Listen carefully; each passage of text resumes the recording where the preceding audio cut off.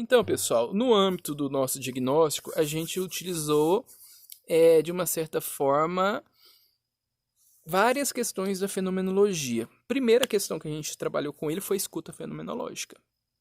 A escuta fenomenológica foi a nossa base. A gente escutou ele como fenômeno, desprendido de todos os preconceitos por ser usuário, por ter batido o carro, por ter traído, por ter tudo e, de uma certa forma, fazer cagada, entre aspas. Então, respeitamos todas as particularidades dele. Então, fizemos essa escuta do fenômeno, desse ser que existe a partir das suas representações.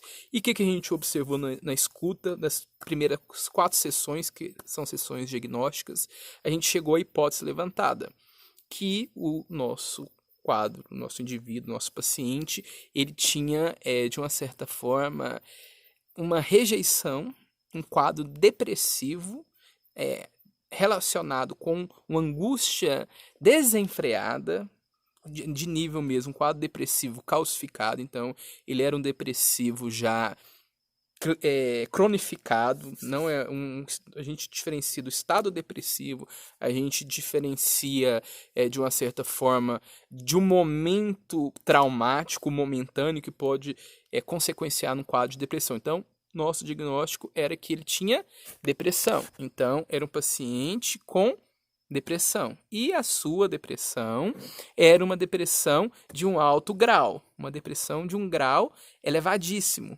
E com isso, ele só conseguia dormir quando ele, de uma certa forma, estava sob efeito de substâncias, ou álcool, ou drogas, opiáceos. Mas principalmente quando no meio da semana ele tomava uma, duas de leve e conseguia dormir. Mas no final de semana, que a cabeça estava mais vazia, ele, de uma certa forma, não conseguia centrar e precisava utilizar a substância ilícita, principalmente o opiáceo, cocaína. Então a gente detectou, primeira questão que a gente fez com ele, que nós utilizamos, foi a redução fenomenológica.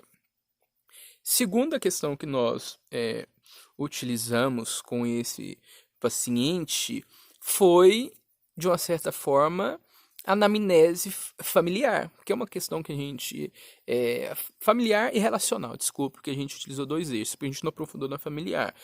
Então, nós fizemos a questão do levantamento de informações com a namorada e com o pai. Então, nesse momento do diagnóstico, nessa anamnese familiar barra relacional, a gente detectou que, porque é diferente da anamnese infantil, a gente detectou que ele, de uma certa forma, se apegou, de uma certa forma, esse afeto que ele não tinha com a mãe, ele deslocou ele para a parceira, para a namorada, e tinha um excelente relacionamento de 5 anos, esqueci de falar, e com o pai, ele apresentava, de uma certa forma, o seu principal e, de uma certa forma, o único vínculo real familiar. Então, a gente diagnosticou que a depressão dele advinha da ausência da figura materna, que tinha ele sentia rejeitado. E o terceiro, a terceira ferramenta que nós utilizamos no quadro do nosso paciente e do Rogério foi a visita domiciliar. Então, a visita domiciliar barra ambiental, a gente detectou com ele uma demanda bem complexa. A gente, além de observar que ele tinha depressão, no consultório eu havia observado alguns requisitos, mas não coisas, de uma certa forma, tão expansivas. Mas a gente detectou que ele... vi que ele tinha certas manias, mas não era... Como não era o ambiente dele, ele ficava 1 hora e meia no máximo, por semana, não era tão fácil detectar. Mas a gente observou que ele tinha transtorno obsessivo compulsivo. Claro que a gente aplicou testes depois com ele, eu trabalhei em inventário, mas não vou entrar porque são questões mais técnicas, mas com ele a gente detectou, foi um primeiro momento. Na verdade, a gente chama isso de hipótese diagnóstica. Quando eu saí lá da casa dele.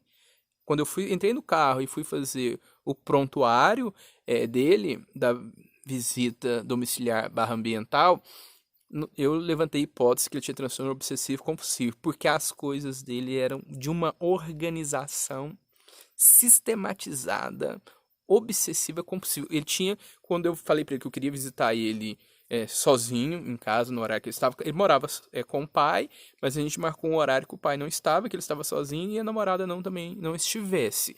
E a gente detectou que ele apresentava, de uma certa forma, manias. Manias assim, de chegar na casa, tem todo um ritual de fazer. Por exemplo, chegava a lavar a mão, fazer no mesmo local. Quando ele passava naquele local, ele tinha a mesma mania.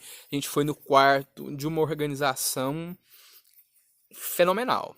Por cores, do mais claro para o mais escuro, sempre assim, do mais claro para o mais escuro, ternos, calça jeans, da mais clara para a mais escura, a branca, começando na branca também, a gente observou essa situação bastante delicada. Então, esses foram os três instrumentos que nós utilizamos nesse caso.